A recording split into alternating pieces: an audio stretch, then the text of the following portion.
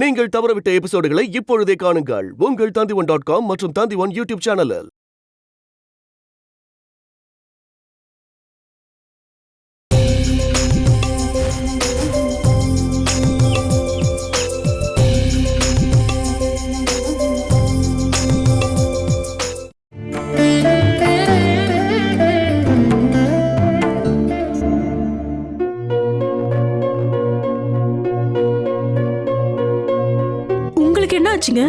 உங்களுக்கு ஏன் இப்படி வேர்த்து கொட்டுது? ஒன்னும் இல்லம்மா, மானசி ஹாஸ்பிட்டல் இருக்கான்னு தெரிஞ்சதும் எனக்கு ரொம்ப கஷ்டமாயிடுச்சு. வயசாயிடுச்சுல, பிரஷர் சுகர் எல்லாம் இருக்கு. ஒருவேளை மருந்து சாப்பிடலன்னாலும் என்னால தாக்கு பிடிக்க முடியாதுமா. டயர்ட் ஆயிடுது. இனி மிச்சம் இருக்கிற வாழ்நாள் எல்லாம் எனக்கு அன்பாகவும் ஆறுதலாகவும் 2 பேர குழந்தைங்க வருவாங்கன்னு ஆசைப்பட்டேன். சந்திரன் சொன்ன மாதிரி பாழாப்பன விதி அதுக்கு அனுமதிக்கல. தேவையில்லாம விதி மேல பழி போடாதீங்க. உங்களுக்கு அன்பா ஆதரவா யாரும் இல்லைன்னு சொல்லிட்டு தயவு செஞ்சு நினைக்காதீங்க.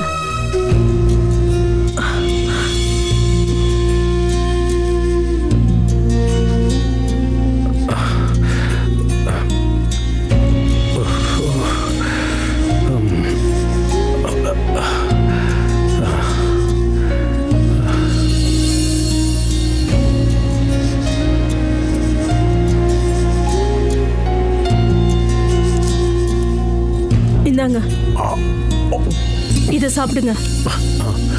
சுகர் ஒருவேளை லோவா இருந்தா சட்டுன்னு ஏறிடும்.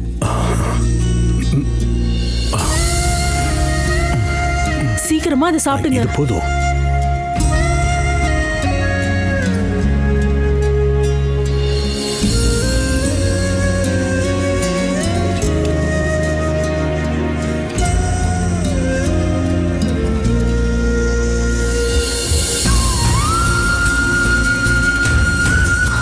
இப்போ எப்படி இருக்கு? டயர்டெல்லாம் போயிடுச்சா?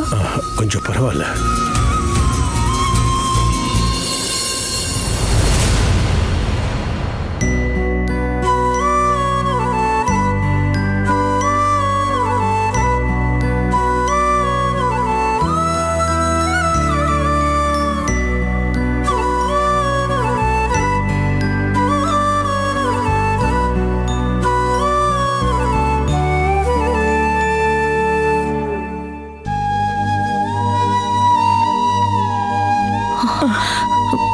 இங்க பாருமா, நான் மானசிக்கிட்ட போய் பேசணும்.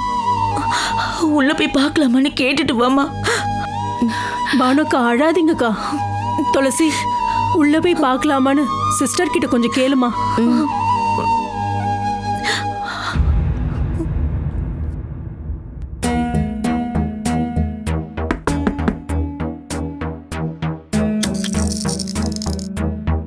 என்ன வேணும் சிஸ்டர்? நாங்க மானசியை பார்க்க முடியுமா? இப்ப பார்க்க விட மாட்டாங்க மேடம். எதுக்கும் நான் டாக்டர் கிட்ட கேட்டு பார்த்துட்டு சொல்றேன்.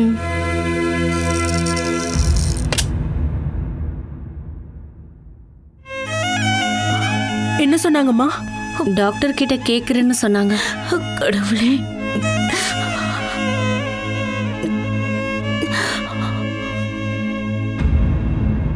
அம்மா நீங்க கொஞ்சம் பொறுமையா இருங்க.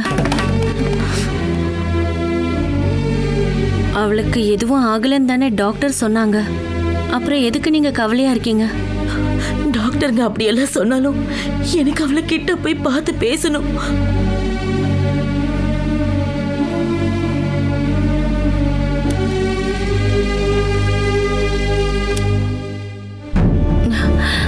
என்ன சொன்னாங்க? எல்லாரும் ஒண்ணா வரக்கூடாது, யாராவது ஒருத்தர் மட்டும் வாங்க. நீங்க போய் பார்த்துட்டு வாங்க.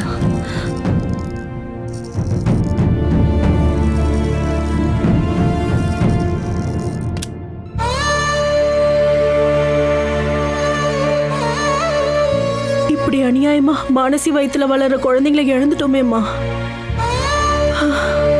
அதுவும் 2 குழந்தைங்க.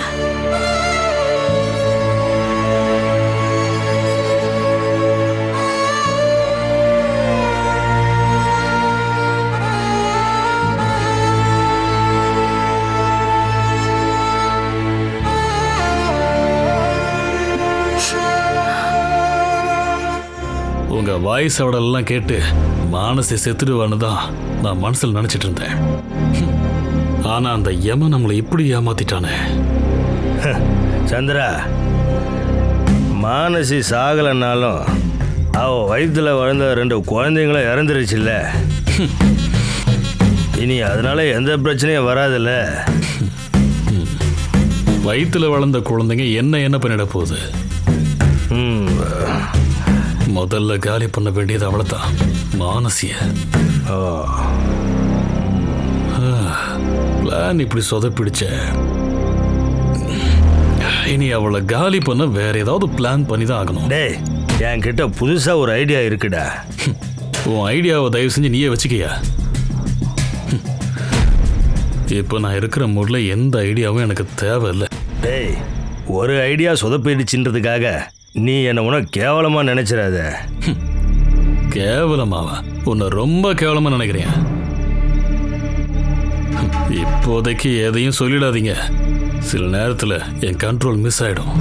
தம்பி, அவ்வளோ பெரிய பாம்பு கொத்துனா யாராலையும் சாதாரணமாக தப்பிக்கவே முடியாது. அப்புறம் எதனால் அந்த மானசி சாகலைன்னு கேட்டால் எனக்கு தெரியாதுப்பா. அப்புறம் உன் சைட்லேயும் கொஞ்சம் தப்பு இருக்குப்பா. நீ அவளை உடனே தூக்கிட்டு ஹாஸ்பிட்டலுக்கு போயிருந்துருக்க கூடாது.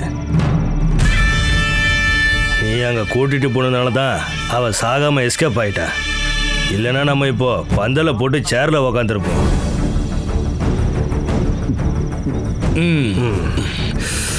துளசிக்கும் அத்தைக்கும் ஹேமலதாவுக்கும் தெரிஞ்சதுனால என்னால் அவளை ஹாஸ்பிட்டலுக்கு தூக்கிட்டு போகாமல் இருக்க முடியலண்ணே. அப்படி நான் கூட்டிட்டு போகாமல் இருந்திருந்தா அவங்க எல்லாரும் என்ன சந்தேகப்பட்டிருப்பாங்க. மானசி சாகணும்னு தான் நான் ஆசைப்படுறேன்னு என்னை தப்பாக நினச்சிருப்பாங்க. ஏற்கனவே நான் துளசியை சொந்தமாக்கிக்க ஆசைப்படுறேன்னு அங்கே இருக்கிற எல்லாருக்கும் நல்லா தெரியும். இந்த சூழ்நிலையில் நான் அந்த வீட்டில் இருக்கும்போது மானசிக்கு இப்படி ஒரு ஆபத்து வரும்போது நான் ஹாஸ்பிட்டலுக்கு தூக்கிட்டு போகாமல் இருந்தேன்னு வைங்க, எல்லாரும் நான் தான் அதை பண்ணியிருப்பேன்னு என் மேலே சந்தேகப்படுவாங்கல்ல. இருந்தும் போகிற வழியில் நான் மேக்ஸிமம் லேட் பண்ண தான் பார்த்தேன். அப்போ தான் அந்த நாசமாக போனவங்க வந்தான், அந்த ராய் அலெக்ஸ். எப்படி பார்த்தாலும் நீ போடுற எல்லா பிளானுக்கும் ஆப்பு வைக்கிறது இப்போ அவன் தானே. அவனை காலி பண்ண இப்போ முதல்ல ஒரு பாம்பு அனுப்பலான்னு நான் யோசிக்கிறேன். ஆனால் அப்படி அனுப்புறதா இருந்தா கண்டிப்பாக அது ராஜநாகமாக தான் இருக்கணும். சாதாரண பாம்பெல்லாம் விட்டா அவனை ஒன்றும் பண்ணாது, கொத்துனால வலிக்காது. ஜிம்பாடியில் அவனுக்கு உடம்பு மட்டும் ஸ்ட்ராங் இல்லை, ஆயுசும் ஸ்ட்ராங்குன்னு நினைக்கிறேன். அவன் உயிரை ஒரு நாள் நான் பறித்து வெளியே வீச போகிறேன். ஆனால் இப்போதைக்கு அதை நான் பெண்டிங்லேயே வச்சுருக்கேன். எனக்கு தேவை துளசி தான். இப்போ நான் அவனுக்கு எதிராக ஏதாவது பண்ணி ஜெயிலுக்கு போயிட்டேன்னா அப்புறம் துளசியை நான் நிரந்தரமாக இழந்துருவேன். அப்படி ஏதாவது நடந்தா இதுவரைக்கும் நான் செஞ்ச எல்லாத்துக்கும் அர்த்தம் இல்லாமல் போயிடும். அதனால இப்போதைக்கு அவனோட கதை அப்படியே இருக்கட்டும். ஆனால் அவனை அப்படி விட்டு வச்சா பல இடங்கள்ல நீ தோத்து போயிடுவ சந்திரா. எனக்கு தெரியும்ண்ணே. ஆனா இப்போதைக்கு என் மனசுல அவனை கொல்ற ஐடியா இல்லை, மானசியை கொலை பண்ணிட்டு துளசியை எப்படி சொந்தமாக்கலாங்கிற ஐடியா மட்டும்தான் என் மனசுல இருக்கு. அதுக்காக நான் இன்னும் பல நாடகங்களை போட வேண்டி இருக்கும். துளசி மனசுல நான் இடம் பிடிச்சே ஆகணும். இப்போ ஜிம்பாடிக்கெல்லாம் டிமாண்ட் அதிகமா இருக்குது. என்ன பண்றது?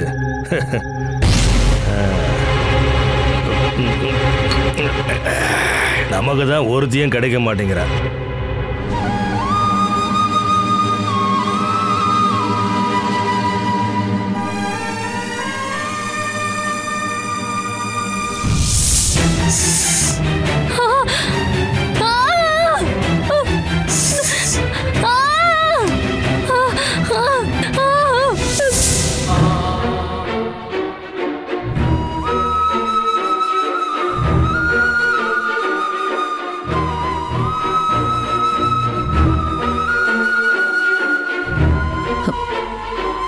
என்னம்மா இப்படியே உட்காந்துட்டு இருக்க?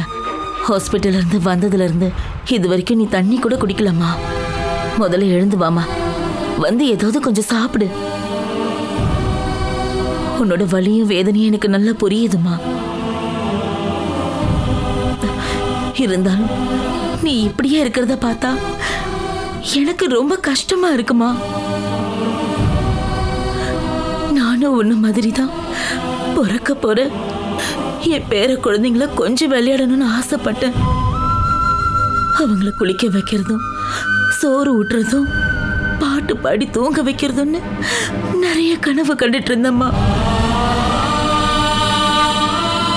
ஆனா விதி எப்படி கொடூரமா நடந்துக்குன்னு யாராவது எதிர்பார்த்தோமா? நீ ஏமா எதுவுமே பேசாம அமைதியா இருக்க? நீ இப்படி பேசாம இருக்கிறத பார்த்தா எனக்கு பயமா இருக்கு. ஏதாவது பேசுமா. இல்ல உன் கவலை எல்லாம் அழுதாதான் தீரும்னா உன் மனசை விட்டு நல்லா அழுதுருமா. இப்படி இருக்கிறத பார்த்தா எனக்கு ரொம்ப கஷ்டமா இருக்குமா.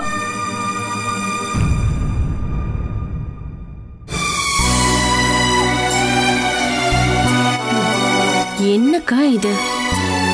நீ இன்னும் குழந்தைங்களே நினைச்சிட்டு இருக்கியா என்ன? இழந்ததை பத்தி யோசிச்சு இனி என்னக்கா பிரயோஜனம்? நான் சொல்றத நீ எப்படி எடுத்துப்பேன்னு எனக்கு தெரியல. இருந்தாலும் நான் சொல்றேன், நீ நடந்ததெல்லாம் மறந்துருக்கா.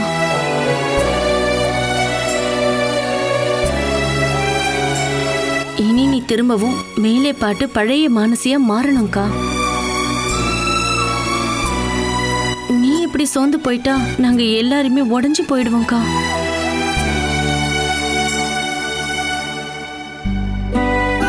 ஏன்க்கா எதுவுமே பேச மாட்டேங்கிற? தயவு செஞ்சு ஏதாவது பேசு. இனிமே இப்படி 4 செவத்துக்குள்ளே இருந்துடலான்னு நீ முடிவு பண்ணிருக்கியா என்ன? அப்படின்னா உன் விருப்பம்க்கா. உன்னை இங்க யாரும் எதுவும் சொல்ல போறதில்ல.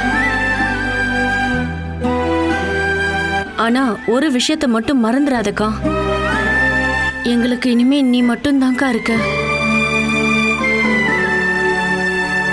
அப்பா போய் இவ்வளோ நாள் ஆகியோ எந்த தகவலும் இல்லை. நந்துவாலையும் இப்ப திரும்ப ஊருக்கு வர முடியாது. இந்த நேரத்துல நீ இப்படி சோர்ந்து போய் உக்காந்துட்டா எங்களோட நிலைமை என்ன ஆகும்னு யோசிச்சு பாருக்கா. அதனாலதான் நாங்க உன்னை நடந்ததையே யோசிச்சுக்கிட்டு இப்படி உட்காராதுன்னு சொல்றோம். எனக்கு கொஞ்ச நேரம் தனியா இருக்க விடு துளசி.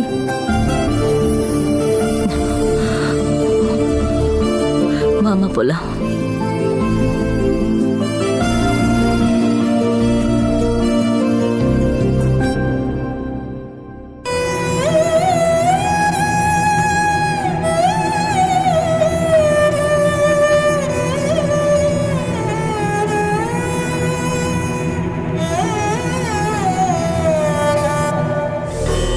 என்ன பானுக்கா, மானசி சாப்பிட வரலையா?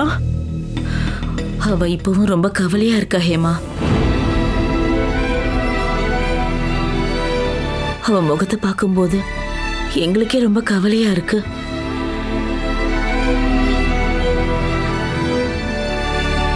முதல் தடவையா அவ இவ்ளோ வருத்தப்பட்டு இருக்கா. மானசி எந்த குறையும் சொல்ல முடியாது பானுக்கா. அவ மனசுல ஏகப்பட்ட கனவுகளோட வாழ்ந்திருப்பா. திடீர்னு இப்படி எல்லாமே கலைஞ்சதும் அவளால கண்டிப்பா இதெல்லாம் ஏத்துக்கவே முடியாது. அவ இடத்துல யாரு இருந்தாலும் கண்டிப்பா உடைஞ்சு போயிருப்பாங்க. அவ பழைய மாதிரி மாற கண்டிப்பா கொஞ்ச நாள் ஆகும். இருந்தாலும் அந்த கடவுள் எதுக்காக அவளை இவ்ளோ சோதிக்கிறாரு அதை நினைச்சாதான் என்னால தாங்கவே முடியல. சந்திர மேல அவளுக்கு கோபம் இருந்தாலும் வயிற்றுல வளர அந்த குழந்தைங்க மேல அந்த கோபத்தை அவ காட்டினதே இல்லை. அந்த குழந்தைங்களை பெத்தெடுத்து சொந்த உழைப்புல வளர்க்கணும்னு அவ ரொம்பவே ஆசைப்பட்டா. எத்தனையோ தடவை அவ அதை என்கிட்ட சொல்லியும் இருக்கா. இனிமே அதை பத்தி எல்லாம் பேசி பிரயோஜனம் இல்லை. இழந்து போன எதுவும் நமக்கு திரும்பி கிடைக்க போறது இல்லைல்ல. மானசிக்கு எதுவும் ஆகாம அவ பொழைச்சதே பெரிய விஷயம். ஓ, அவளுக்கு மட்டும் ஒருவேளை ஏதாவது ஆயிருந்தா நீங்களே அதை பத்தி கொஞ்சம் யோசிச்சு பாருங்கக்கா. நம்மளால அதை தாங்கிக்க முடியுமா? டாக்டர் வந்து இப்போதைக்கு எதுவும் சொல்ல முடியாதுன்னு சொன்னப்ப நானே ரொம்ப பயந்து போயிட்டேன். அக்கா, உங்களுக்கு எப்படியோ அப்படிதான். மானசி துளசி 2 பேரும் எனக்கு பொண்ணுங்க மாதிரிதான். பழகின கொஞ்ச நாள்லயே அவளை நான் ரொம்ப அதிகமா நேசிச்சிட்டேன். அவ பார்க்க திமிரு பிடிச்சவ மாதிரி இருந்தாலும் அவளுக்கு ரொம்ப நல்ல மனசு. அதனாலதான் அவ்வளவு விஷம் உள்ள பாம்பு கொத்தியும் அவளுக்கு எதுவுமே ஆகல. அக்கா, நாம கண்டிப்பா சீக்கிரமா நாகராஜா கோயிலுக்கு போகணும். அங்க உள்ள நாகங்களுக்கெல்லாம் பால் ஊத்தணும். ஒருவேளை ஏதாவது நாகதோஷம் இருந்தாலும் இதோட எல்லாம் போயிடணும்.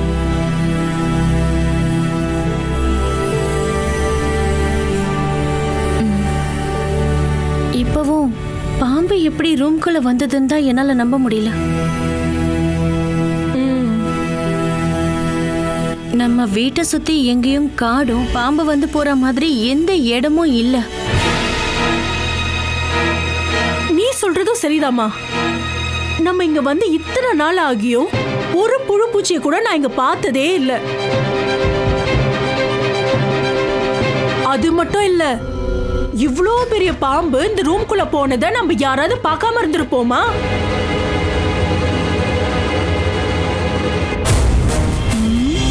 நம்ம எல்லார் கண்ணையும் ஏமாத்திட்டு மானசியோட ரூமுக்கு எப்படி போச்சுன்னு எனக்கு இன்னும் புடிப்படவே இல்லையே. ஒருவேளை சந்திரன் அன்னைக்கு சொன்ன மாதிரி இந்த வீடு நாகதோஷம் உள்ள வீடா இருக்குமோ? அப்படி இருந்தாதான் இந்த மாதிரி அசம்பாவிதங்கள் வீட்டுல நடக்கும். என்னன்னாலும் சரி, நீ சொன்ன மாதிரி இனிமே கோவிலுக்கு போனா நாகராஜருக்கு பாலாலையும் மஞ்சளாலையும் அபிஷேகம் பண்ணணும். அப்புறம் அதே மாதிரி இந்த வீட்டுக்கும் ஏதாவது தோஷம் இருக்கான்னு நீயும் விசாரிமா. அப்படி ஏதாவது இருந்துச்சுன்னா அதுக்கான பரிகாரத்தை நம்ம பண்ணிடுவோம். தோஷம் இருக்க வீட்டுல நாம குடியிருந்தா குடியிருக்கிறவங்களுக்கு எந்த நிம்மதியும் கிடைக்காது. அம்மா, பாம்பு இங்க வந்ததுக்கும் சாமிக்கும் எந்த சம்பந்தமும் இல்ல. தேவையில்லாத மூட நம்பிக்கைகள் நம்மளோட கவனத்தை தான் திசை திருப்போம். எந்த சாமியும் வயித்துல வளர குழந்தைங்களை கொண்டு பழி வாங்காது. நீ சொல்றதும் சரிதாமா. ஆனா நம்ம நாட்டுல 1000 நம்பிக்கைகள் இருக்குல்ல, அதெல்லாம் மூட நம்பிக்கைகள்னு சொல்லிட முடியாதுல. என்ன ஆனாலும் சரி, நம்ம ஒரு நாள் மானசி கூட்டிட்டு நாகராஜா கோயிலுக்கு போயிட்டு வந்துடலாம். அதுக்குள்ள உண்மையா என்ன நடந்ததுன்னு அந்த நாகராஜாவே நமக்கு காட்டி கொடுத்துருவாரு.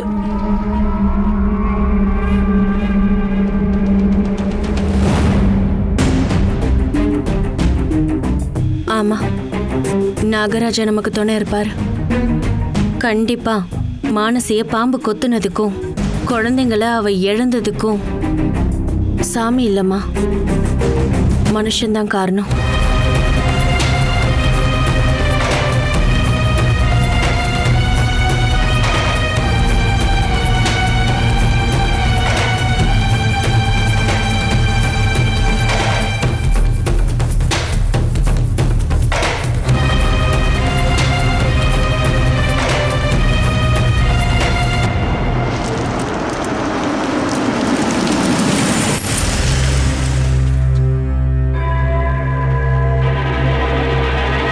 வண்டியை நிப்பாட்டின சொல்றேன், நீங்க இறங்குங்க.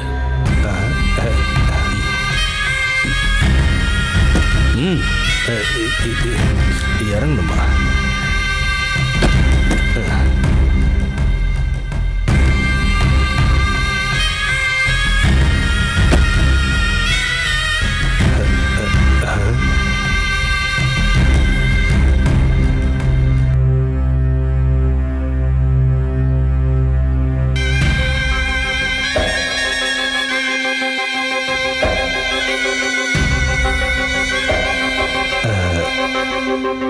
விஷயம் சந்திரா? நாம கன்னியாகுமரிக்கு இன்னொரு நாள் போலான்னு. ஆனா அதுக்கு முன்னாடி நான் மானசியை பார்த்தாகணும். ஹாஸ்பிட்டல் இருந்து வீட்டுக்கு வந்ததுக்கு அப்புறம் நான் இன்னும் அவளை போய் பார்க்கவே இல்லை. முதல்ல நான் அவளை போய் பார்க்குறேன். அதுக்கப்புறம் நம்ம கன்னியாகுமரிக்கோ இல்லை தென்காசிக்கோ எங்கே வேணாலும் போகலாம். நீ வருவேன்னு சொன்னதுனால நம்ம பசங்க அங்க விதவிதமா சூடான சரக்கு இறக்கி வச்சுட்டு ஆடையும் கோழியும் ரெடி பண்ணி வச்சிருக்காங்க. நீ வரமாட்டேன்னு சொன்னா எல்லாரும் ரொம்ப வருத்தப்படுவாங்கப்பா. அங்க எல்லாரும் காராளி சந்திரங்கிற என் சிஷ்யனை பார்க்க காத்துக்கிட்டு இருக்காங்க. அவனுக்கிட்டலாம் சொல்லுங்க, ஒரு நாள் அவங்க எல்லாரையும் பார்க்க நான் கண்டிப்பாக அங்கே வருவேன். அன்னைக்கு சாராயமும் ஆடு கோழி எல்லாம் பத்தாது, இன்னும் ஏகப்பட்ட அரேஞ்ச்மெண்ட்ஸ்லாம் அவங்க பண்ணி ஆகணும். என்ன வேணும்னு நீ ஒரு வார்த்தை சொன்னா போதும். கன்னியாகுமரிக்கு போனவன் கவலையோட திரும்பி வந்ததா சரித்திரமே இல்லை. என்ன வேணாலும் பண்ணலாம், புரிஞ்சுதா? ஆனா நீ ஏன் திடீர்னு மானசியை பார்க்கணும்னு சொல்ற? ஒரு மேட்ரு இருக்கானே, அங்க யாருக்காவது மானசிய பாம்பு கொத்துனதுல சந்தேகம் இருந்துச்சுன்னா அது எல்லாத்தையும் கிளியர் பண்ணணும். அதுக்கு நாங்க போய் மானசியையும் மற்றவங்களையும் பார்த்து தான் ஆகணும். அவங்க முன்னாடி திரும்பவும் நான் ஆக்டிங்க போடணும். நான் ரொம்ப திருந்திட்டேன்னு அவங்க எல்லாரும் நம்பணும். அப்படி திரும்பவும் அந்த வீட்டில் எனக்கான இடத்த உறுதி பண்ணணும். அப்படி இனி மெதுவா நான் அங்க இருந்துகிட்டு மானசியோட கழுத்துல நான் கத்தி வைப்பேன். நீ சொல்றதெல்லாம் சரிதான் சந்திரா. ஆனா என்னதான் இருந்தாலும் அவங்களுக்கு உன் மேல கொஞ்சமாவது சந்தேகம் வரதான் செய்யும். ஏன்னா மானசியா பாம்பு கொத்துனது உன் பெட்ரூம்ல இருக்கும்போது தான், அதுவும் நீ அந்த வீட்டில் இருந்த அன்னைக்கு.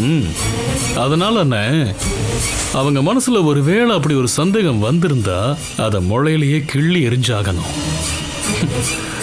மானசிய பாம்பு கொத்துன அன்னைக்கு நைட்டு ஹாஸ்பிட்டல்ல நான் பண்ணதை எல்லாத்தையும் சந்தேகத்தோட பார்த்த ஒருத்தி இருந்தா, துளசி. அவளை சாதாரணமா எடை போட்டுறக்கூடாது. அவளோட எண்ணங்கள் எந்த நிமிஷமும் நமக்கு எதிராக திரும்புறதுக்கு வாய்ப்பு இருக்கு. அவ அந்த அளவுக்கு பெரிய புத்திசாலி. அவ லைட்டா சந்தேகப்பட்டா போதும், அதுக்கப்புறம் எல்லா விசாரணையும் நேரம் என் தலைக்கு தான் வரும். அதுக்கப்புறம் என்ன நடக்குன்னு சொல்ல வேணாம்ல. அப்புறம் காலம் முழுக்க நான் ஜெயில தான் இருந்தாகணும். நான் மட்டும் இல்லை, நீங்களும் தான். நானா? நாம சேர்ந்து பண்ணது சாதாரண குத்தம் கிடையாது, கொலை முயற்சி. அதுவும் ஒரு கர்ப்பிணி பொண்ண. நீ சொல்றதெல்லாம் கேட்கும்போது எனக்கு பயமா இருக்குப்பா. நீ பணம் தரேன்னு சொன்னதுனால தான் நீ செஞ்ச எல்லாத்துக்கும் உறுதுணையா இருந்த. ஆஹா, நீ கொடுத்த எல்லா பணத்தையும் நான் வக்கீலுக்கே கொடுத்துடணும் போல இருக்க சந்திரா. ஜெயிலில் கொசு கடியில் கஷ்டப்பட என்னால் முடியாதுப்பா. உங்களை மாதிரியே எனக்கும் டென்ஷனாக தான் இருக்கு.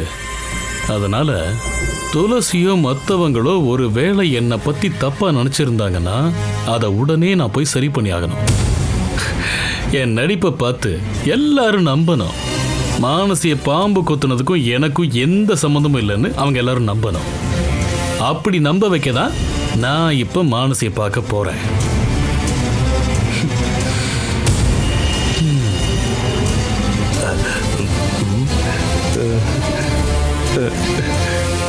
இவ எனக்கு ஆப்பு வச்சிருவானோ?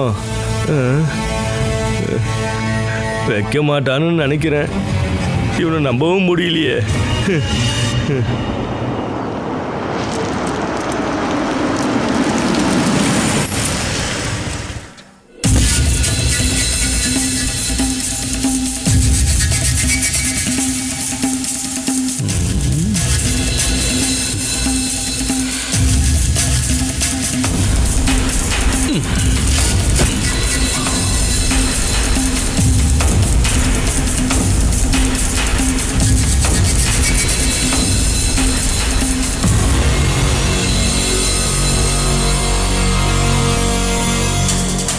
மானசியை டிஸ்சார்ஜ் பண்ணும்போது நான் வேணும்னே தான் அங்கே வராமல் இருந்தேன்.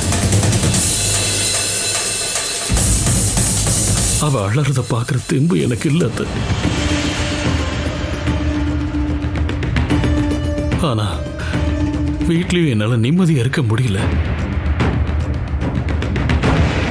மனசு முழுக்க மானசிய பாம்பு கொத்தி மயங்கி கிடந்த காட்சி தான் திரும்ப திரும்ப வந்துச்சு. அதையெல்லாம் நினைச்சு பார்த்தா என்னால சாப்பிடவோ இல்ல தூங்கவோ சத்தியமா முடியல அத்தை. இங்க எல்லாரோட நிலைமையும் கிட்டத்தட்ட அதுதான். ஒரு சாவு வீடு மாதிரி இப்ப இந்த வீடே மாறி போயிடுச்சு. எனக்கு தேவையும் அதுதான். இப்போ இந்த வீடு மட்டும்தான் சாவு வீடு மாதிரி இருக்கு. அவன் இன்னும் சாகல. நீ இப்ப என்னப்பா யோசிக்கிற? இல்ல ஒன்றும் இல்லத்த. எனக்கு மட்டும் ஏன் இந்த மாதிரி எல்லாம் தப்பு தப்பாவே நடந்துகிட்டு இருக்குன்னு தான் யோசிச்சுட்டு இருக்கேன். இல்லைண்ணா என் வாழ்க்கையில இப்படியெல்லாம் நடக்குமா?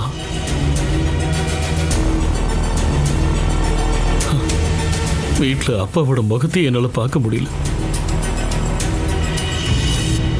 பாவம், அவர் ரொம்ப உடைஞ்சு போயிட்டாரு. பிறக்க போற குழந்தைங்களோட முகத்தை பத்தி கூட அவர் சொல்லுவாரு. செத்து போன எங்க அம்மாவோட முகம் மாதிரியே இருக்குமா. எங்க அப்பா மாதிரியே நானும் பிறக்க போற குழந்தைங்களை பத்தி எவ்வளவோ கனவு கண்டேன். ஆம்பளை பிள்ளைங்களா இருந்தா சூரிய ஜித்தனும் தேவ் ஜித்தனும், பொம்பளை பிள்ளைங்களா இருந்தா கௌரின்னும் பார்வதின்னும். அப்படி அவங்களுக்கு என்ன பேர் வைக்கணும்னு கூட நான் மனசுல முடிவு பண்ணி வச்சிருந்தேன். பார்வதிங்கிற பேரு சொன்னதே அப்பாதான். செத்து போன எங்க அம்மாவோட பேர் தான் பார்வதி. மானசிய கொத்துன அந்த பாழா போன பாம்பை இந்த ஏரியால எங்கேயாவது அதுக்கப்புறம் பாத்தீங்களா?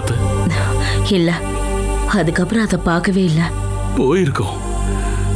அது ஏன் சந்தோஷத்தையும் மானசி சந்தோஷத்தையும் கெடுக்கிறதுக்குன்னே வந்திருக்கு. எங்க குழந்தைங்க போனதும் அதுவும் இந்த ஏரியா விட்டு போயிருந்திருக்கும்.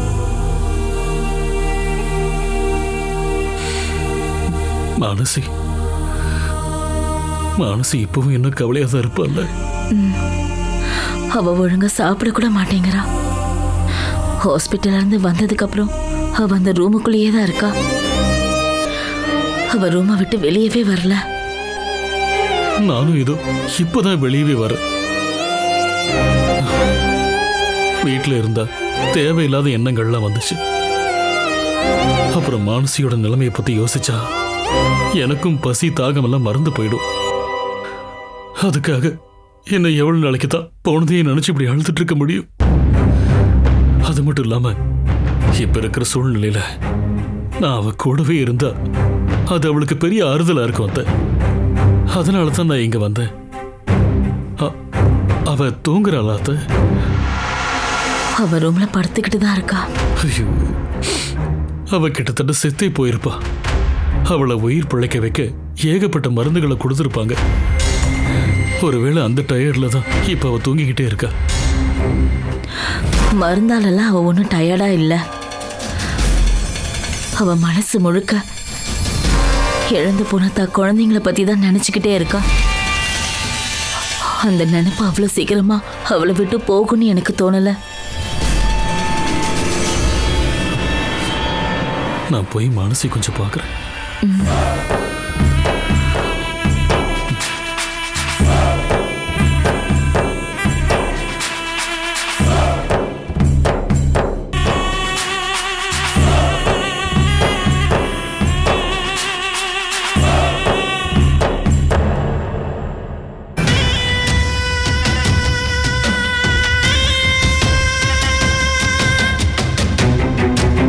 மானசியை இப்ப பார்க்காம இருக்கிறது தான் நல்லது. தெரியும்ல, அவ இப்ப ரொம்ப மனசு உடைஞ்சு போயிருக்கா. முதல்ல அவ ஓகே ஆகட்டும், அதுக்கப்புறம் நீங்க அவளை பாருங்க. அத்தை, துளசி பேசுனதை கேட்டீங்களா? அத்தை ஏதோ பெரிய டாக்டர் மாதிரில பேசுறா. ஏய், மானசி ஏன் பொண்டாட்டி? இழந்தது எங்களோட குழந்தைங்கள. அப்படின்னா மானசிக்கு உண்மையான ஆறுதல் கிடைக்கணும்னா அதுக்கு அவளோட புருஷனான நான் அவ கூட இருக்கணும். எனக்கு நம்பிக்கை இருக்கு. அவ என்ன பார்க்கும்போது, என்னோட ஆறுதல் வார்த்தைகளை கேட்கும் போது அவ மனசுக்குள்ள இருக்கிற கவலைகள்லாம் காணாம போயிடும். இல்லையா அத்தை? என்னவோ எனக்கு அப்படி தோணல.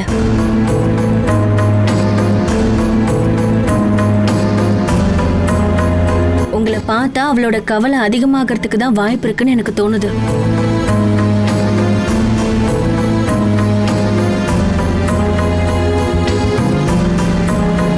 அதனாலதான் இப்ப அவளை பார்க்க வேண்டான்னு சொல்றேன். மானசி மாதிரியே எனக்கும் கவலை இருக்கு துளசி. உங்க யாருக்கும் ஏன் என் கவலை புரிய மாட்டேங்குது? பிறக்க போற குழந்தைங்க அம்மாவோட வயிற்றுக்குள்ளேயே இறந்து போனது, அதுக்கு உயிர் கொடுத்த அப்பாங்கிற முறையில எனக்கும் கவலைதான். அதையெல்லாம் உனக்கு இப்ப சொன்னா புரியாது. நாளைக்கு உனக்கு இப்படி ஒரு அனுபவம் வரும்போதுதான் அந்த கவலை எவ்வளவு ஆழமானதுன்னு உனக்கு புரிய வரும். துளசி, சந்திரன் போய் மானசிய பார்க்கட்டுமா?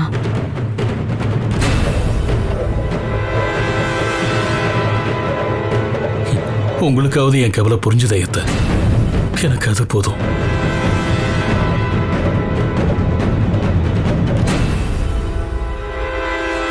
நான் போய் மானசிய பார்த்துட்டு வரேன் அத்தை.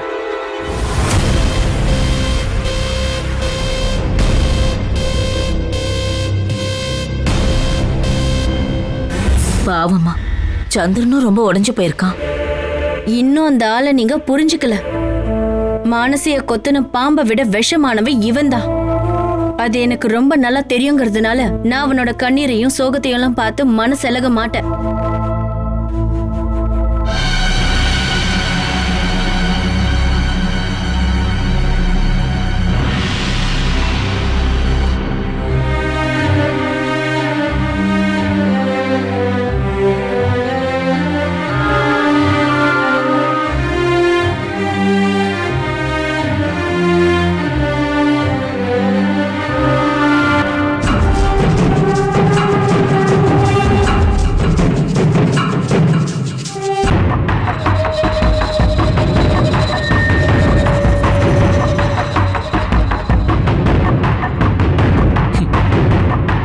இருந்தாலும் உனக்கு ஆயுசு ரொம்ப கெட்டிடி.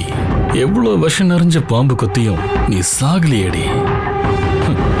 ஒருவேளை என் கையால தான் நீ சாகணுங்கிறது உன் தலையெழுத்தோ?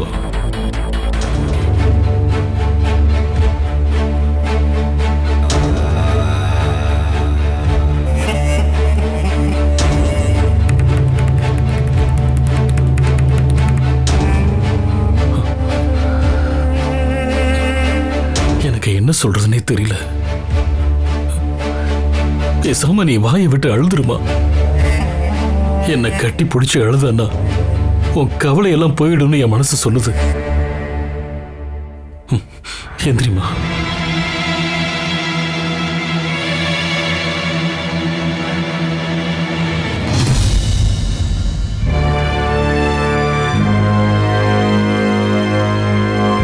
இவளை பாம்பு கொத்துனதுக்கு நான் தான் காரணங்கிறது இவளுக்கு தெரிஞ்சு போச்சோ? அது தெரிஞ்சிருந்தா இவளோட ரியாக்ஷன் வேற மாதிரி இருந்திருக்குமே. உன்னை பார்க்கறதுக்கான சக்தி இல்லாதனாலதான் அதுக்கப்புறம் நான் உன்னை பார்க்க ஹாஸ்பிட்டலுக்கு வரலமா. தன்னம்பிக்கை நிறைஞ்ச ஒரு பொண்ணாதான் உன்னை நான் பார்க்க ஆசைப்படுறேன். நீ என் கூட சண்டை போட்டா கூட பரவாயில்ல மானசி, உன்னை அப்படி பார்க்க தான் நான் ஆசைப்படுறேன். மற்றபடி இப்படி அழுது தோண்டு போயிருக்கிற மானசியை பார்த்தா என்னால தாங்கிக்கவே முடியாது.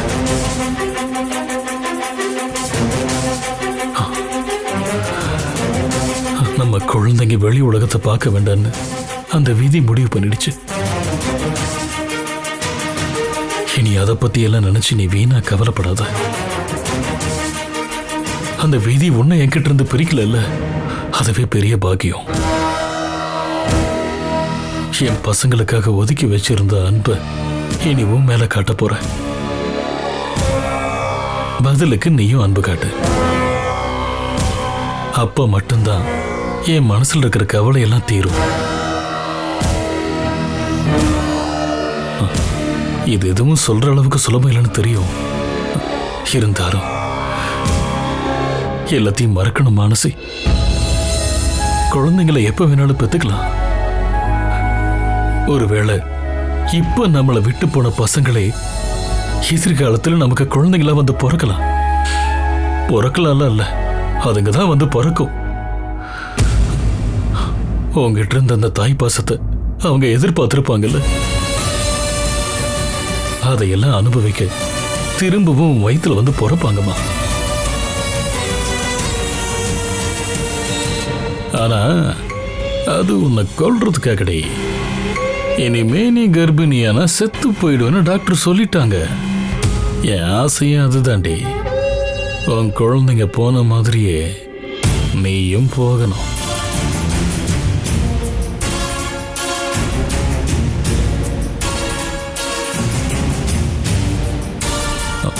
இந்த ஜன்னலை எல்லாம் இப்படி திறந்து போடாத.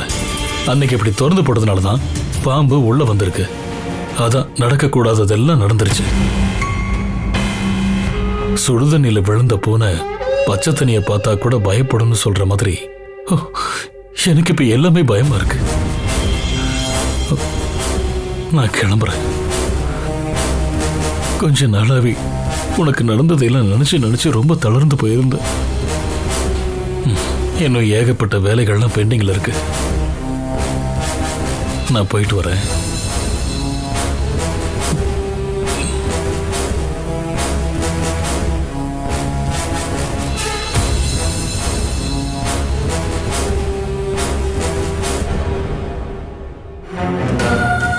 நான் அடுத்த தடவை வரும்போது நீ இந்த மாதிரி எதுவுமே பேசாம அழுதுட்டு இருக்க கூடாது. நீ இப்படி இருக்கிறத பார்த்தா அப்புறம் நான் மொத்தமா உடைஞ்சு போயிடுவோமா. உடம்பு பார்த்துக்க.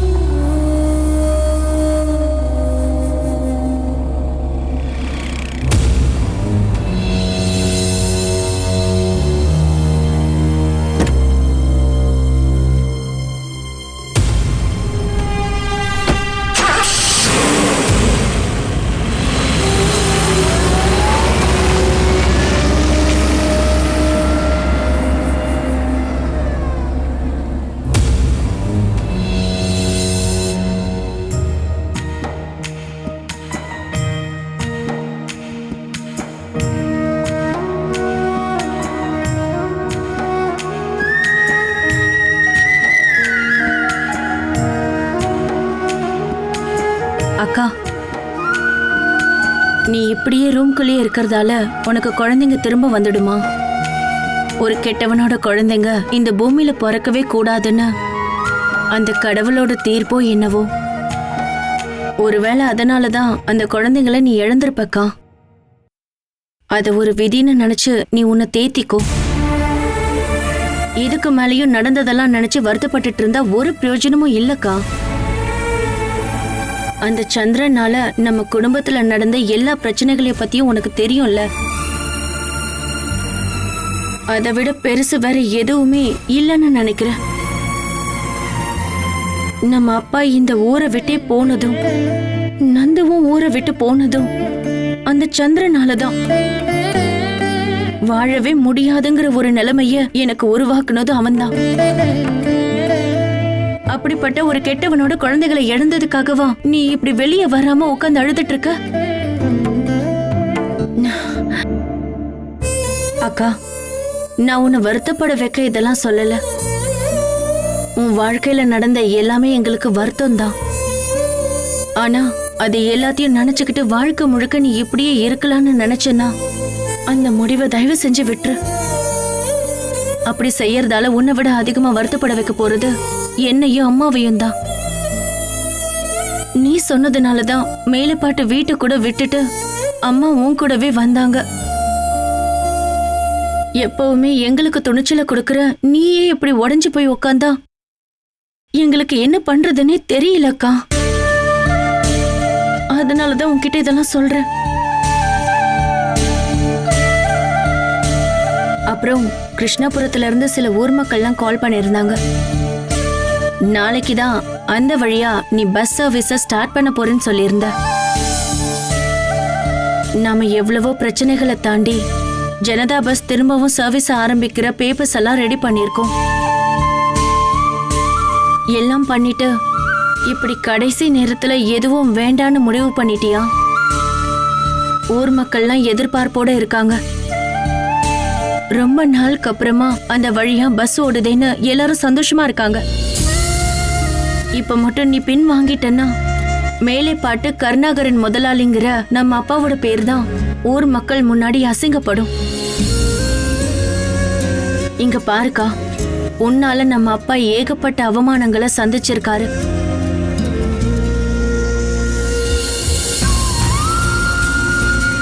திரும்பவும் அவர் அசிங்கப்படுத்துறது தான் உன்னோட முடிவுனா நீ பண்ணுக்கா. நான் உன்னை எதுவும் சொல்ல மாட்டேன்.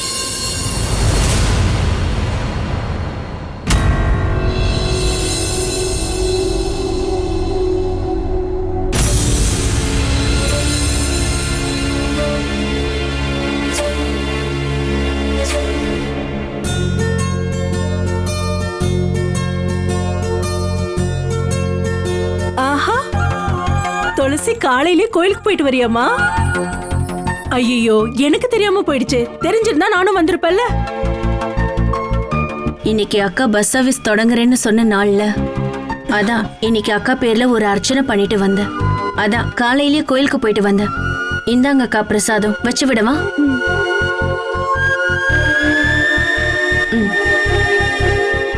இந்தாங்கம்மா பிரசாதம். பாவம், மானசியாலே எழுந்து போன மேலப்பாட்டோட பேரையும் புகழையும் எப்படியாவது அடையணும்னு வைராகியத்தோட இருக்கா. அதான் திரும்பவும் பஸ் சர்வீஸ் ஆரம்பிக்க முடிவு பண்ணா. அந்த நேரத்துல அவளுக்கு போய் இப்படி ஒரு கெட்டது நடக்கும்னு யாராவது எதிர்பார்த்துமா? விதியை யாராலையும் மாத்த முடியாது ஹேமா. எல்லாரோட விதியையும் பிறக்கிறதுக்கு முன்னாடியே கடவுள் தலையில எழுதி வச்சிருவாரு. அதை நம்ம அனுபவிச்சுதான் ஆகணும்.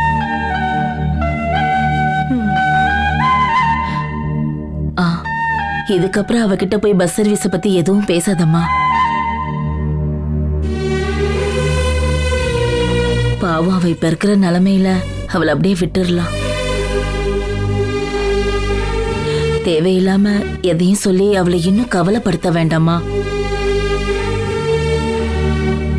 ஆமாமா, பானு அக்கா சொல்றதும் சரிதான். நீ மானசியை எதுக்காகவும் கம்பல் பண்ணாத. அவ இப்பவும் குழந்தைங்களை இழந்துட்டோமேன்னு கவலைப்பட்டுக்கிட்டு இருப்பா. இல்லனா இந்த நாள எல்லார விடவும் மானசிதான் அதிகமா கொண்டாடி இருப்பா. இன்னும் கொஞ்ச நேரம் ஆச்சுன்னா பஸ் வரப்போகுதுன்னு எல்லாரும் வர ஆரம்பிச்சிருவாங்க. நம்ம வீட்டுல நடந்த எதுவும் ஊர் மக்களுக்கு தெரியாதுல்ல.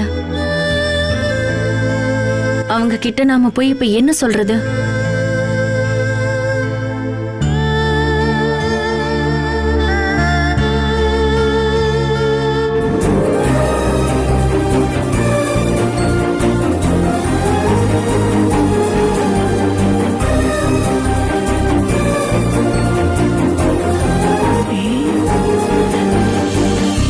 அக்கா, கொஞ்சம் அங்க பாரு.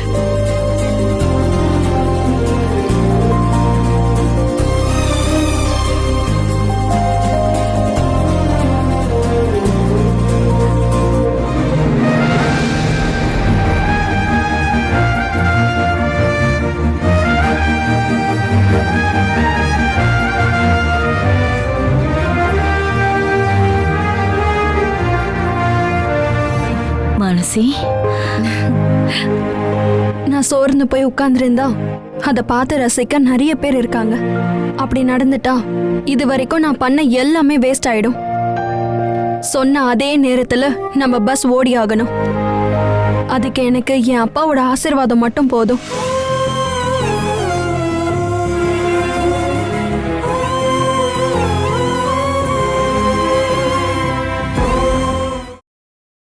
Catch us on TV, Tandivan.com, Facebook and YouTube.